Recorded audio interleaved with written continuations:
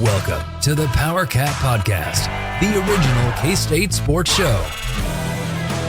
Now let's go to the rolling Flint Hills, home of the Cats and Dogs studio. Here's your host, Tim Fitzgerald. Welcome to another edition of the Powercat Podcast. I'm Fitz. That's Gills. There's no Cole. Cole is he in Louisiana right now, Gills? Yep. He's Baton on a Rouge. baseball trip.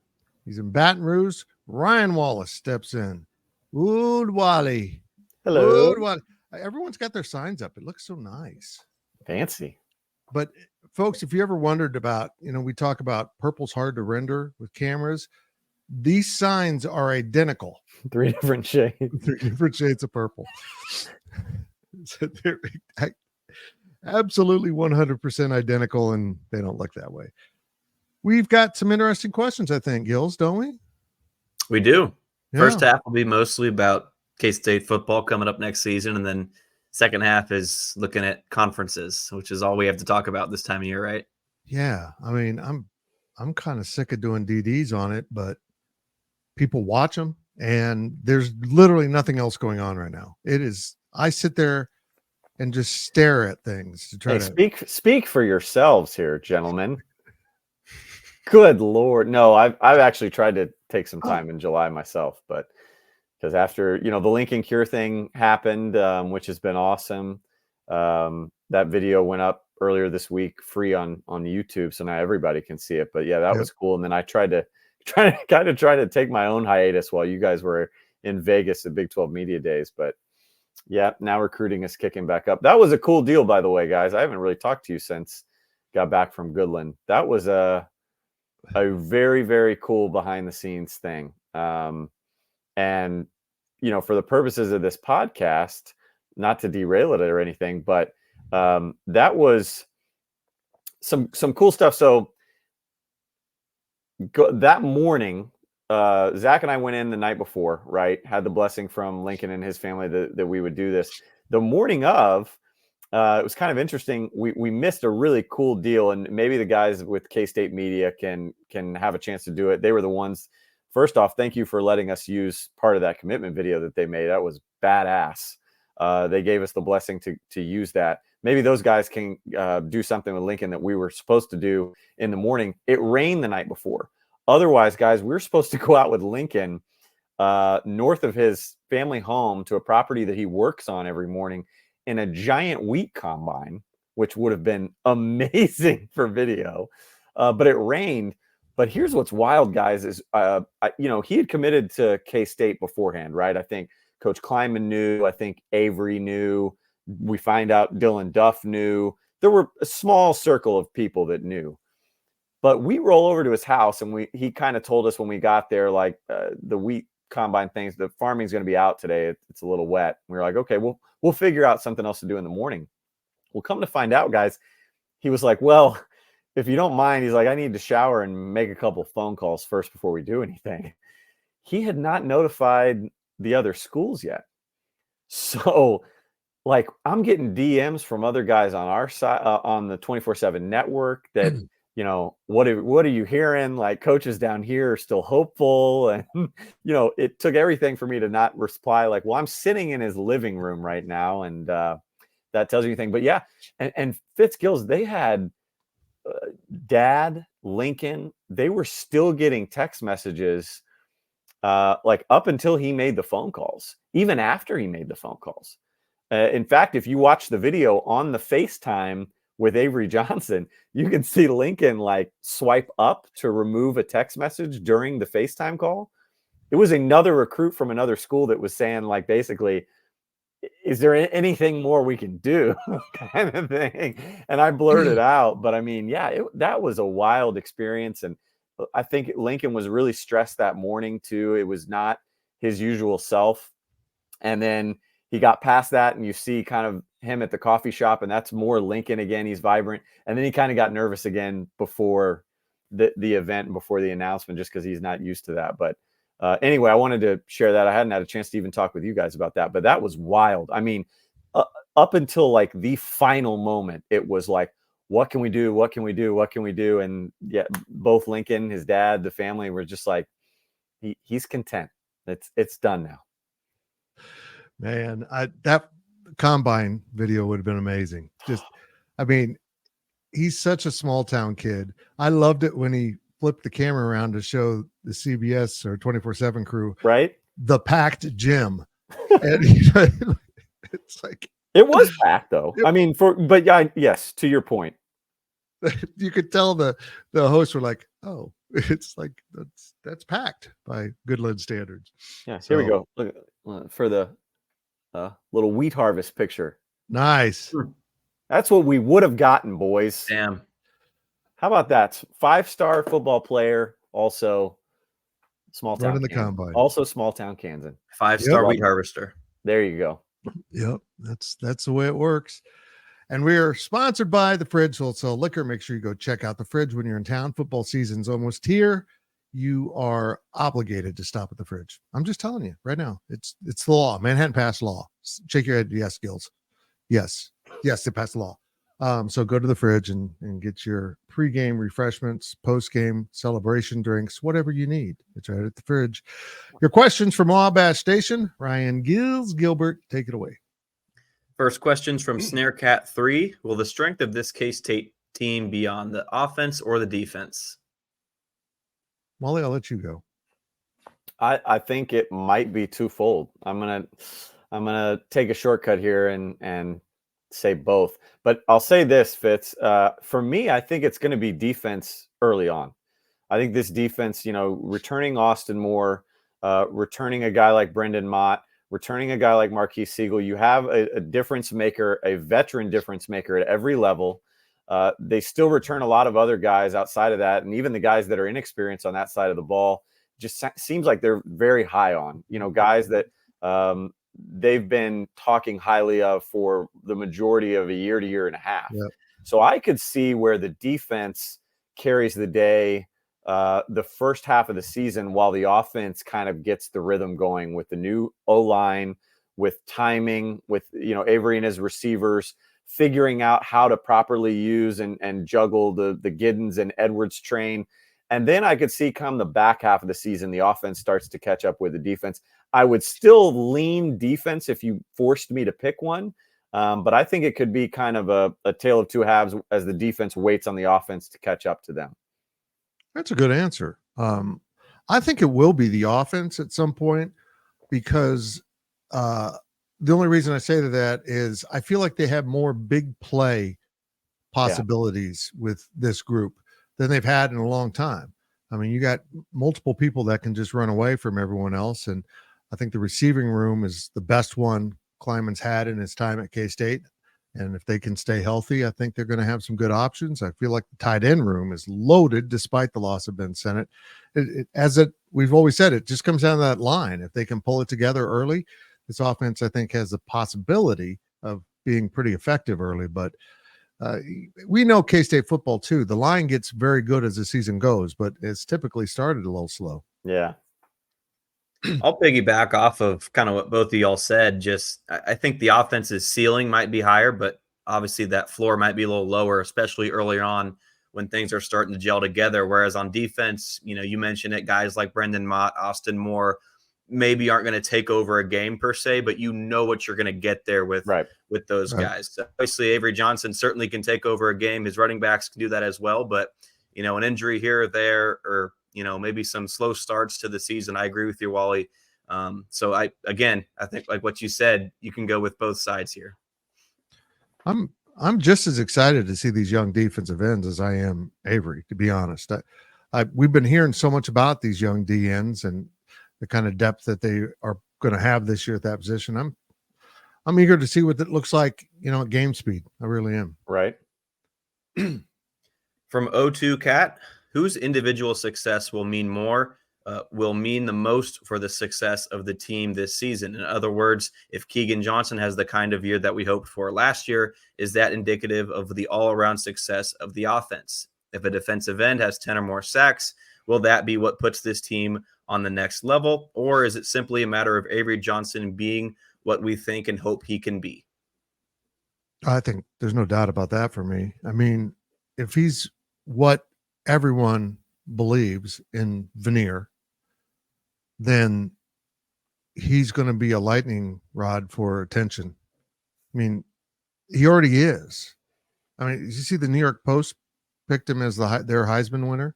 I didn't know the New York Post covered sports, but I just I've been thought it reading the was New York interesting. Post for years. Their sports section always been a big fan after what I saw Yeah. today. Oh yeah. Was that they did coverage of the Elite Eight, didn't they? I think they had the cover of Noel on the front, right? So yes. Yeah, I just thought it was interesting that the New York paper picked the kid in Kansas. I just thought it was very interesting, and it just shows how intriguing he is as a football prospect. If he's really good, I think the team will be very good because I feel like he's a guy that elevates everyone around him. But like the coaches have said, he's going to have his moments where he's a sophomore quarterback in his first season as a starter, but he'll also shine really brightly at other times. That is wild. I mean, I'm as big a Avery fan and supporter as there is, but that is lofty praise. I mean, I saw that today and I started thinking about it, like there have been 2 freshmen to ever win it, ever. Do you remember who they are? They're both redshirt freshmen too, and both quarterbacks. Any ideas? I thought Maurice Claret was a freshman. No. Was Johnny Manziel a freshman? No. Johnny Manziel, redshirt freshman. Oh, he was? Okay. Jameis Winston, redshirt freshman. Okay. So I think getting to New York is absolutely on the table. I'm just saying winning it. I mean, not to derail the question, but like winning it. So I actually pulled it up because I had a feeling this was going to come up today.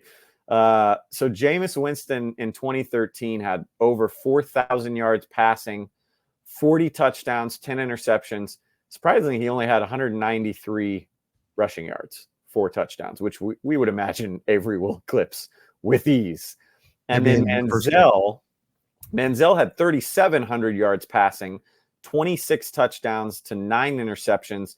He also had 1,400 yards rushing and 21 touchdowns on his legs. A&M was 11-2 that year, and Florida State was the year they went undefeated. So I mean, if you're looking at like what Avery has to do in order to make reality of what the New York Post says, what at least 3,000 yards passing, maybe another 800 plus rushing, and you would figure K-State has to be in the college football playoff at least. So again, like I think the path is there for him to get. That was big time to just outright pick him as the winner.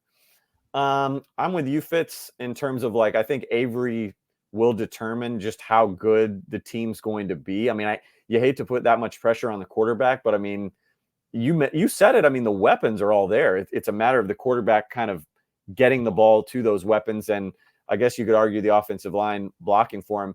I'll say too, though, I think the defense is so balanced that like Gills, you were talking in the question of like, if it would teeter the success if you have a guy that has like 10 plus, like I don't know if that matters as much. Like I think the defense is going to be kind of steady Eddie all around. I don't know if you're going to have a guy that has like 6 interceptions, just like a guy that you would have 10 plus sacks. And I don't think it matters.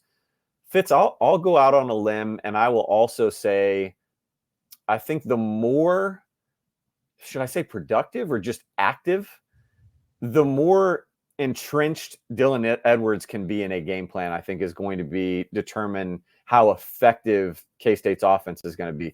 Because I think the more he is incorporated, the quicker they can get him comfortable as a receiver, and the quicker they can make him a matchup nightmare in terms of, is he going to run? Is he a decoy?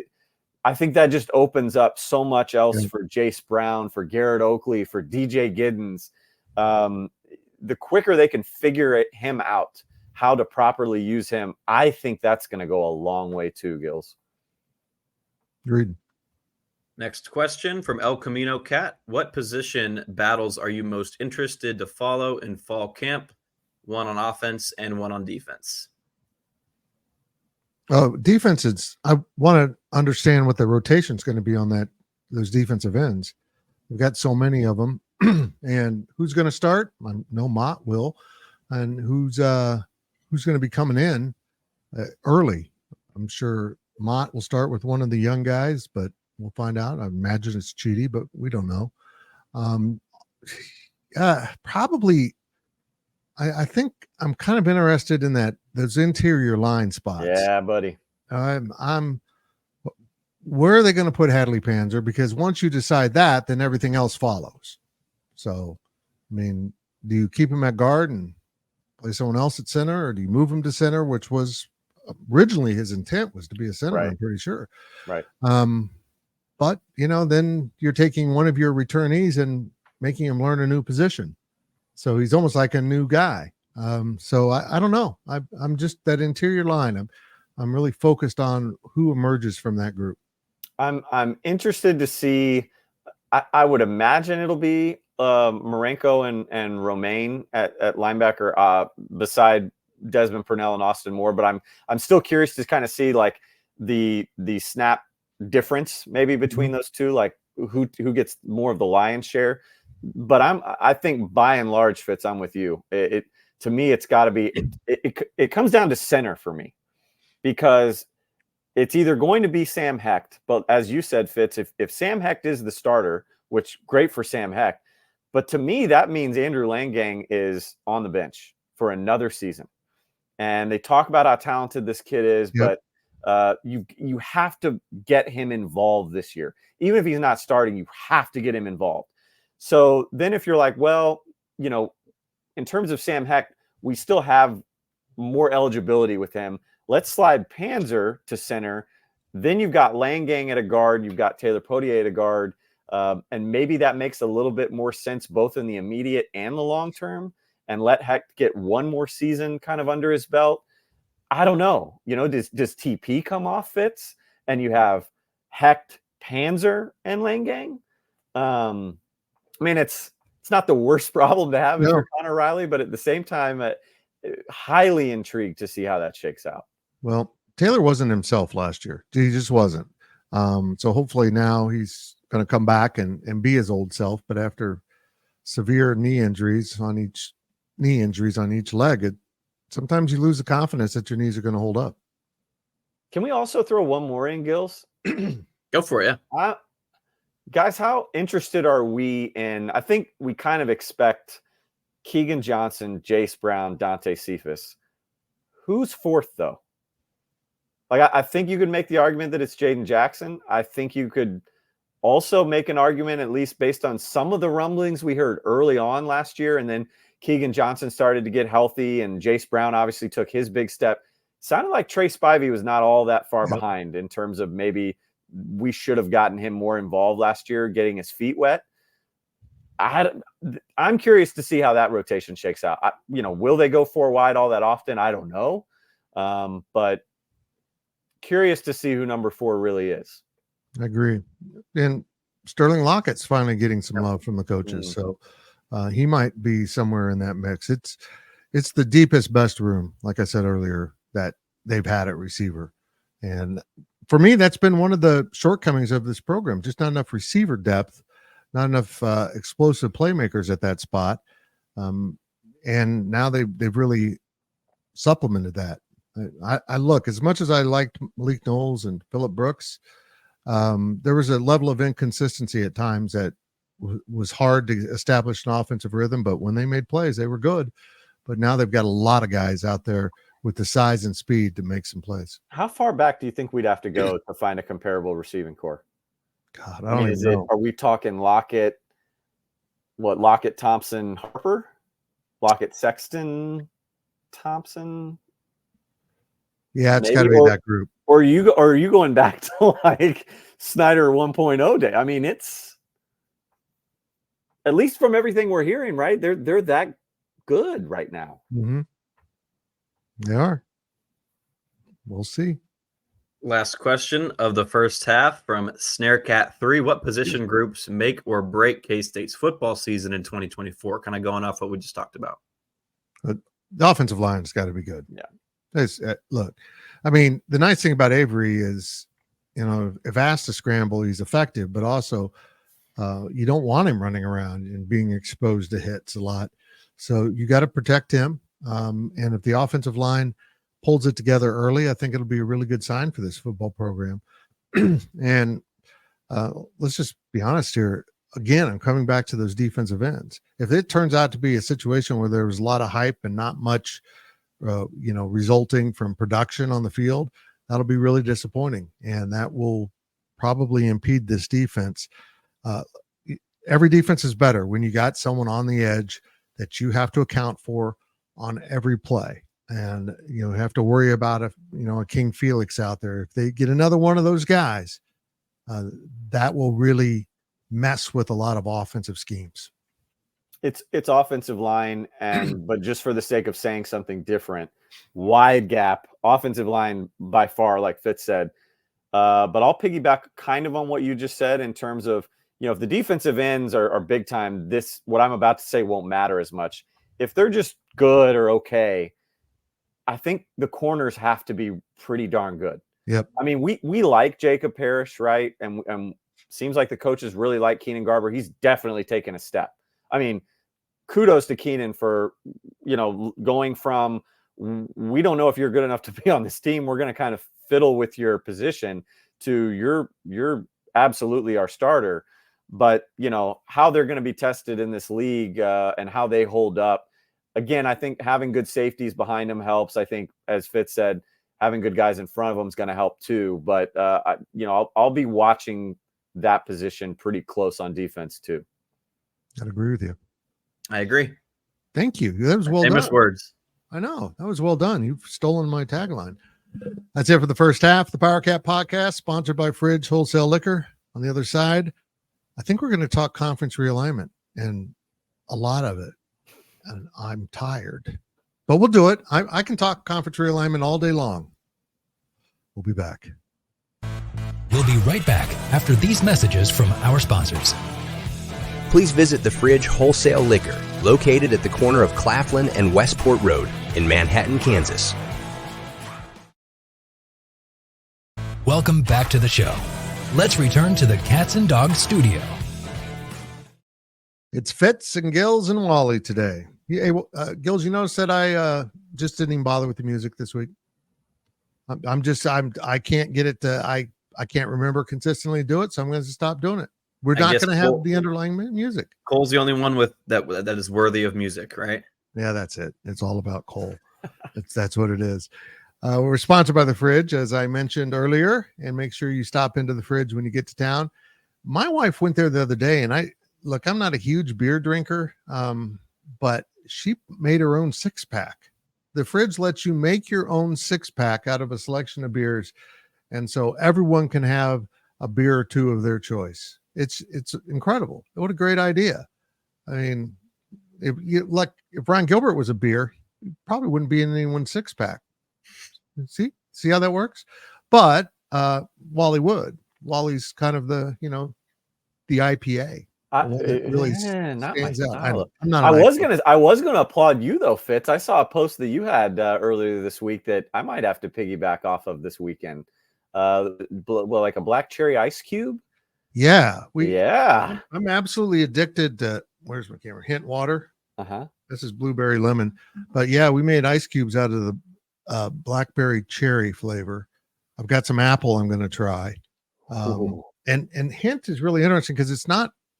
I mean, it's literally a hint of flavor. It's water with just some natural flavorings in it. So, it worked. It was subtle. I like it. Yeah, it was. I'm just a creative guy. If I can improve a drink, I'm going to improve it, and I'm going to keep checking it. I checked it for hours, making sure it was a good mix. You're just trying. You're like the Guy Fieri of bartending. Yeah, I know. I need to get back to infusing some vodkas. I haven't done that. I don't think I've done that since the pandemic. So just buy a whole bunch of vodka and soak fruit in it. And it's delicious. He is our own delicious treat. Ryan Gilbert with your question. What a segue. Welcome to the podcast, Wally. That's how it always is. From Third Gen Wildcat, maybe I'm probably missing something here, but in this whole ACC Big 12 expansion discussion, why is Clemson so coveted? Outside of football from 2015 through 2020, I'm not certain why they are so coveted. They feel like a TCU, small private school that really has only been good at one thing. Are they really one of the 4 best schools to add? Well, Clemson's a state school. I mean, it's It's not private school. Yeah. I don't think it's a big state school. It's basically what K-State is. I mean, it's their land grant institution. They pull good numbers. They still do, even though they haven't been quite as good. If you follow the numbers and that's what you go off of, the best ads for the Big 12 in that conference are Florida State, Clemson, and then Louisville does surprisingly well numbers in football, and then Miami. Those are by far the 4 most viewed. I think we had a stat on Twitter the other day from Wild Ute, the mashup between a Wildcat and a Utah fan. Poor guy, he's so confused. But those 4 schools accounted for 53% of the ACC's entire viewership over 8 of the last 9 years, leaving out the pandemic season. They account for more than half of all their viewership. And that's really what, this comes down to is this is their last chance to really improve football and bring some schools in. And I think he's doing a good job of selling that you're going to come in and be an equal partner. But Clemson's a great fit as an institution, certainly. And as a football program, it would raise the profile of the Big 12 quite a bit. Yeah, I would agree with who is the user that asked the question? I'm blanking here. Third gen Wildcat. I would agree with you in terms of Clemson basketball because Gills, how many years has Brad Brownwell been on the hot seat?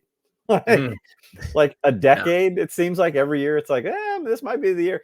But I would say, like Fitz said, they still move the needle in football.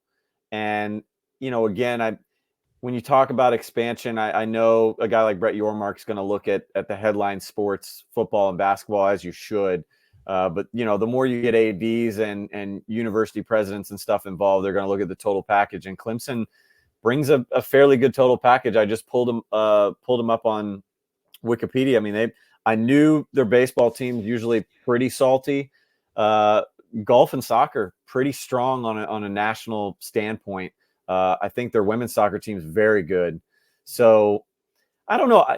The other thing, guys, is I always find the kind of comments about they just strike me as a TCU kind of abrasive because everybody said that about TCU, and yet TCU is the one that's been the Big 12 representative in a national championship game. Yep. Again, until you give some of the little guys the slice of pie at the power level, yep, it's hard for me to say what a crappy take that would be. I mean, I guess Fitz, it kind of depends on what your other options are on the table, right? Like back in the day, I'm not going to sit here and say you should have taken Memphis if Louisville is on the table. But, again, if Clemson's out there, I don't see any problem with adding them to the Big 12 slate.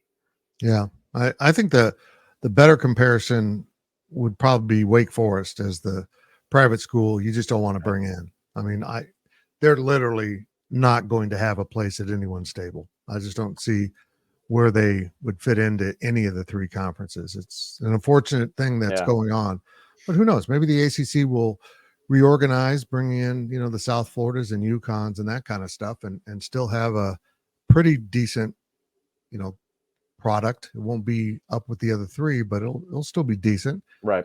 So, but this isn't imminent. Like last year, we knew the Pac-12 was coming apart because the TV deal was, out there.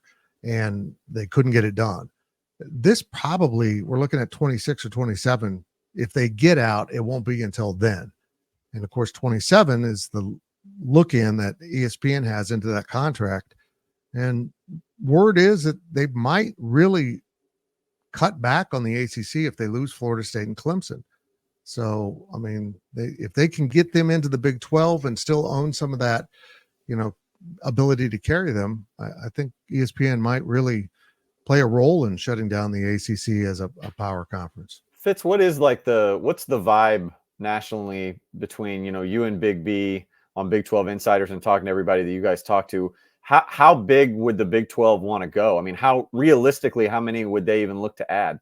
Yeah, it's crazy. It really is. I think they've considered 24, which I think is crazy. But someone posted, I don't know if it was someone sent this to me or commented, 24 actually is a pretty cool way to schedule, because if every team would have 2 rivals that they play every year, so that you get your regional feel, K-State and KU got to play every year, and probably K-State and Iowa State. That's probably going to be the 2 that play every year. And that leaves you with 21 other schools, yourself and the 2 teams out of that.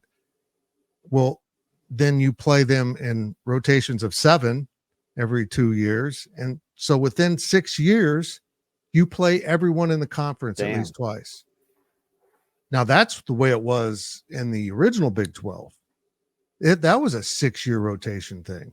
So I just think it's really interesting that they might be on the, they might go huge if they find the right schools. But I don't know. I mean, I can see them, if ESPN wants to really boil this thing out, I could see them moving schools into the Big 12 just to consolidate what they have to pay. Okay. Going off of this from Go Stay Kate, how many teams is the right number for a conference? 12. I think it's 12. I'm comfortable with 16. It gets a little more challenging. I think 20 and 24 are silly, just silly. But if that's what TV wants, I mean, that really makes your product such more have value. You've got all these storyline going on within your conference and all these rivalries from different regions. And yeah, you can fill, in the case of the Big 12 and the Big 10 now, you can fill all 4 time slots. There's 4 slots on Saturdays, and the late night one was only the Pac-12 as power conferences. Now the Big 10 and Big 12 can get into those slots. So that increases the value of, if you've got enough members to fill all those different time slots. But yeah, I think we've jumped the shark, and we're no looking back. I think all the conferences are going to end at 20 or 24.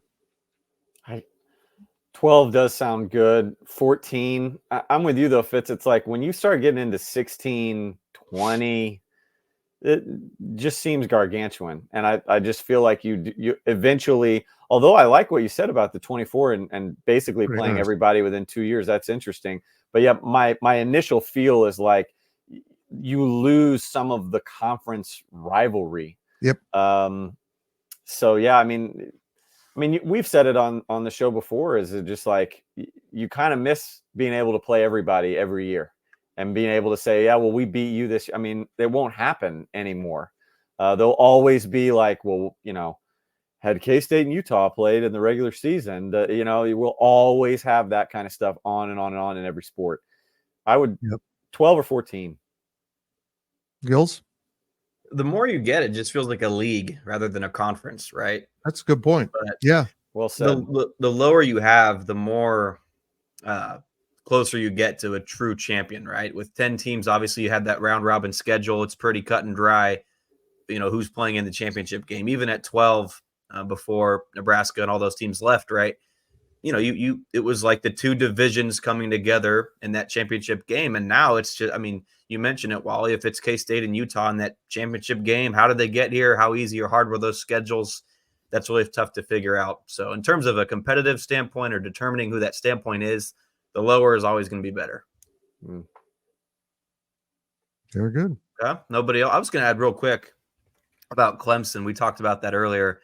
And I get the question that was asked, but you look at Arizona State or Houston or BYU. Yeah. Clemson's far more competitive than those programs, and if not more than, equally, if not more than Cincinnati or UCF and Arizona. And so I get the question, but back to that, Clemson's just, the competitiveness is there, but also Fitz mentioned those numbers. And so that's why I get the question. I do, but the numbers, the competitiveness, it'd be a better ad than a number of teams that the Big 12 has already gotten. People always miss this. And Wally, you touched on it with TCU. You take these schools, I see the ACC fans trying to say the mid 12 is going to fall apart. The Big 12 is in great shape. And if you want to ridicule the Big 12 for taking UCF with a massive student body and growing alumni base, Houston in one of the biggest markets, BYU, which has won a national championship, and Cincinnati, which made its way into a playoff, okay, you can make fun of that. But they were competing at a level higher than most of the ACC without being in a power conference. Now you give them power conference funding over an extended period, and they're going to get scary good. I think Central Florida, UCF is going to be a monster eventually. Right.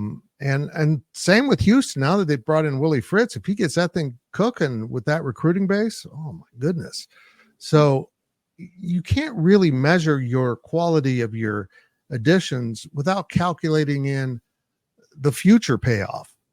How good could they become? And I think just people get caught in looking back at what they've done or looking at the moment. Oh, they won 10 games last year. Look, Cincinnati was great. Then they joined the Big 12, lost their coach, and then went in the tank. So you can't get caught up in what they are in that moment. You need to kind of think, what are they going to be in 5 to 10 years? Well, and strip the brands too. I'm glad you brought up UCF because I'm always like, again, I'm trying to envision what they could be, but also trying to look at them in a blind resume. Like if you took UCF and put them in a blind resume with Mississippi State and Vandy, just because they have the SEC logo ahead of them, if you strip that from, like, for instance, those two programs, what are you looking at? Like, are they attractive or is UCF more attractive? I'm with Fitz. You got always try and look at the big picture and what they could be if they had a spot at the table.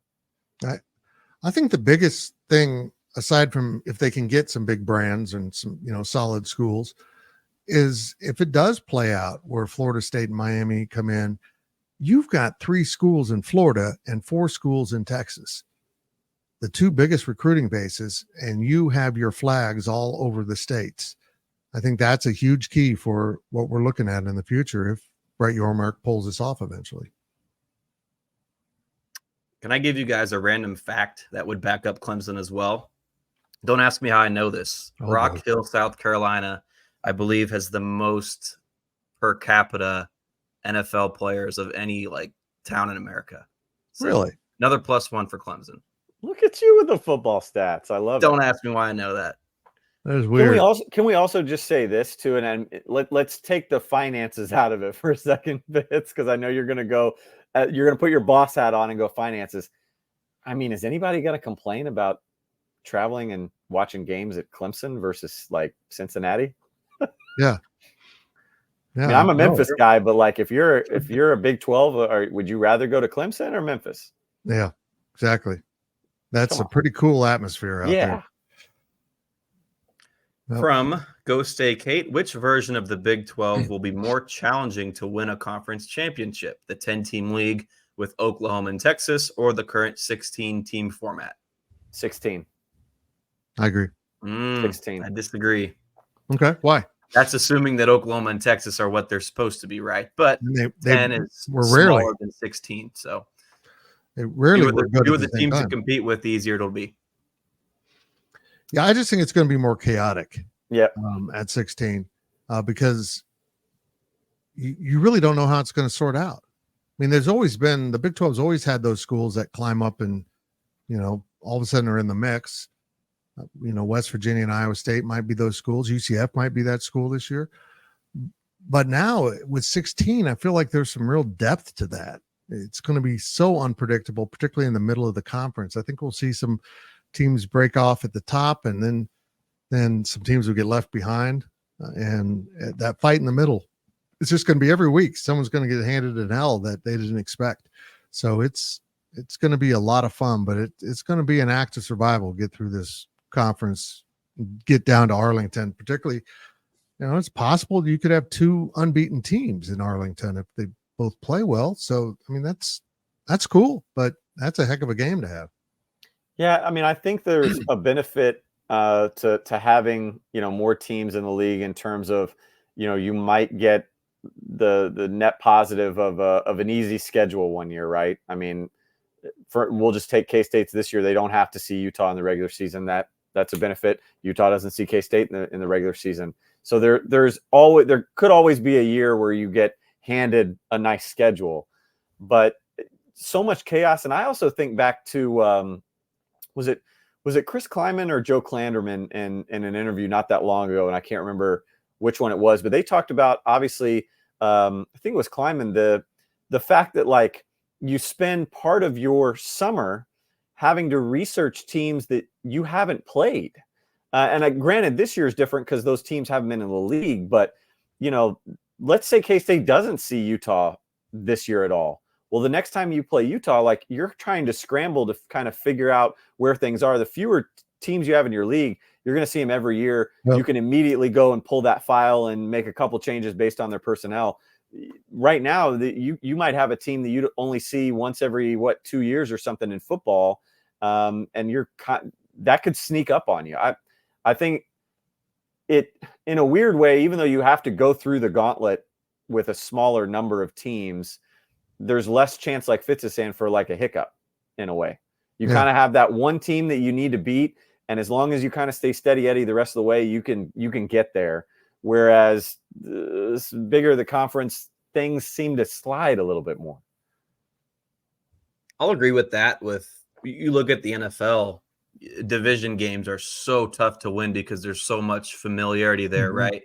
If you're a good team, it's tough to win. Obviously, if you're a lesser team or the underdog, you have a much better chance to win. The point spread in those games are much smaller than they would be if it was an AFC team versus an NFC team. And so I'll agree with you guys on that the scouting reports and getting to know, you mentioned it, Wally, that matters, right? K-State does not know really what to expect from Arizona State compared to playing Oklahoma State, for example, even with all that roster turnover, even if there's a coaching change somewhere, all that stuff, that stuff matters and that does add up. But you guys can't talk me into the 16-team league. I think with 10 teams, the percentage chance, right? I'm not a mathematician here, but the odds, if you just everything else aside, the percentage chance of you winning when you're going up against 9 teams rather than 15, I got to go 10.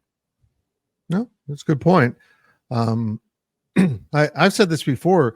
It's strange looking at a schedule without Oklahoma on it, and Texas too. But I mean, for my entire life, Oklahoma's been on the schedule, and now it's gone. Last year. Yeah, well, true.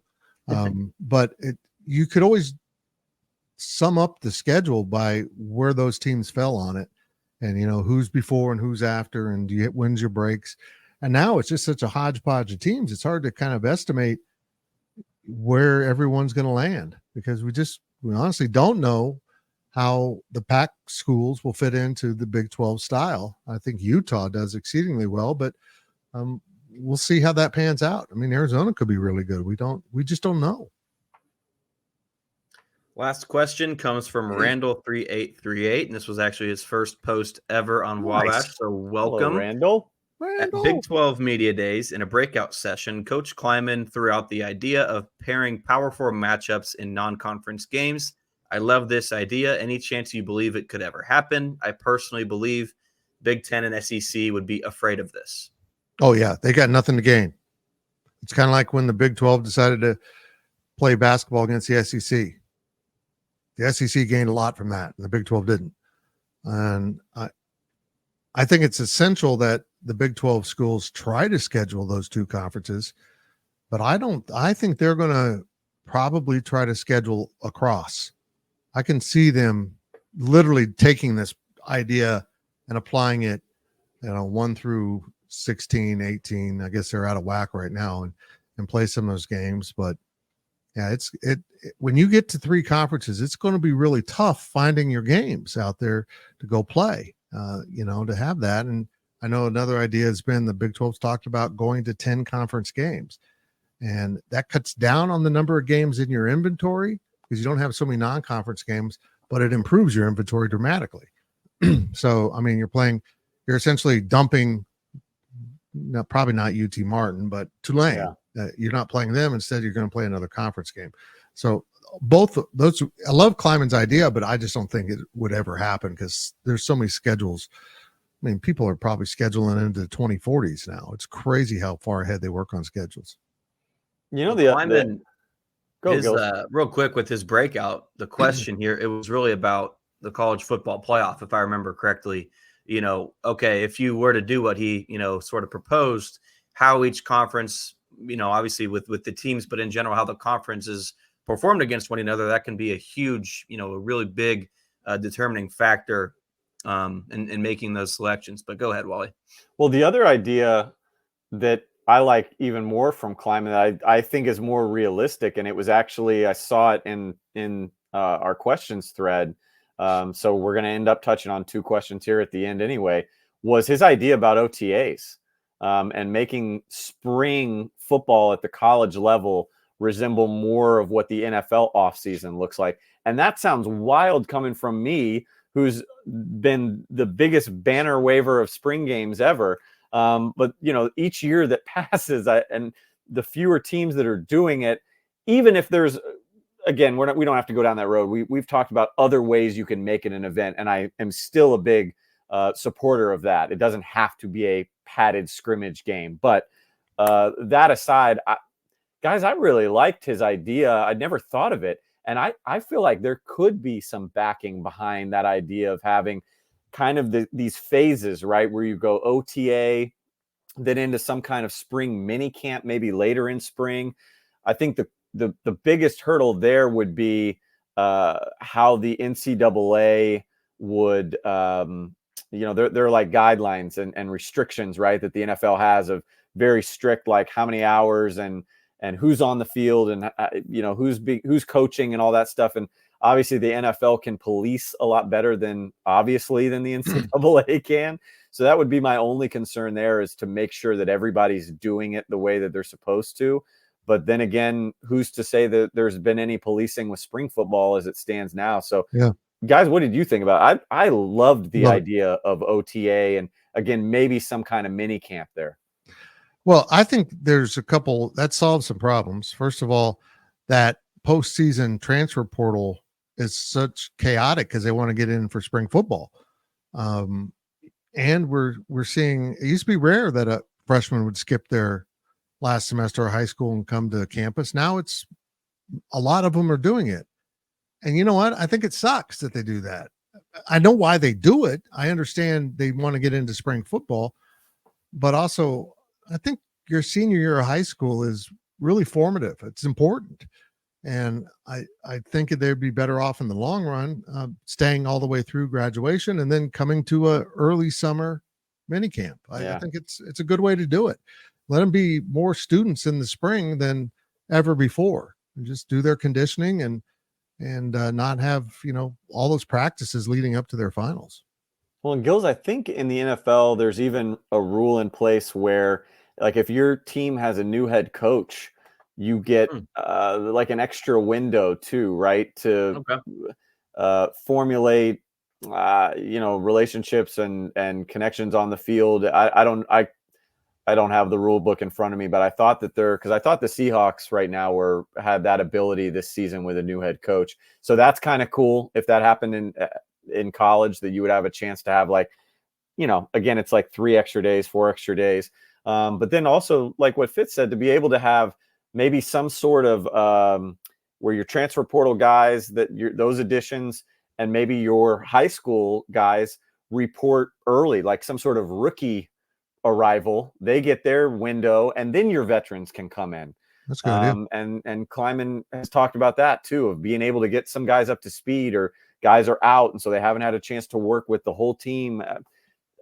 Huge benefits to me. And I don't know. I'd be very surprised if other college head coaches felt differently than Kleiman in terms of mirroring what the NFL does in the offseason.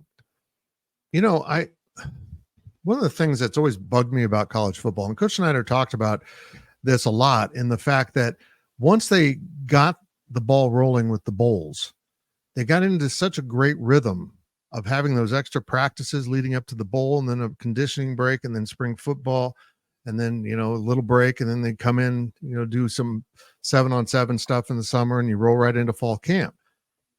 It's a huge advantage, I think, for programs that do get to bowls because of that practice. I would propose that if you don't get to a bowl, you might get 2 or 3 extra practices in your session to kind of even that out. And, also that I agree, maybe with a new head coach, you should also get that.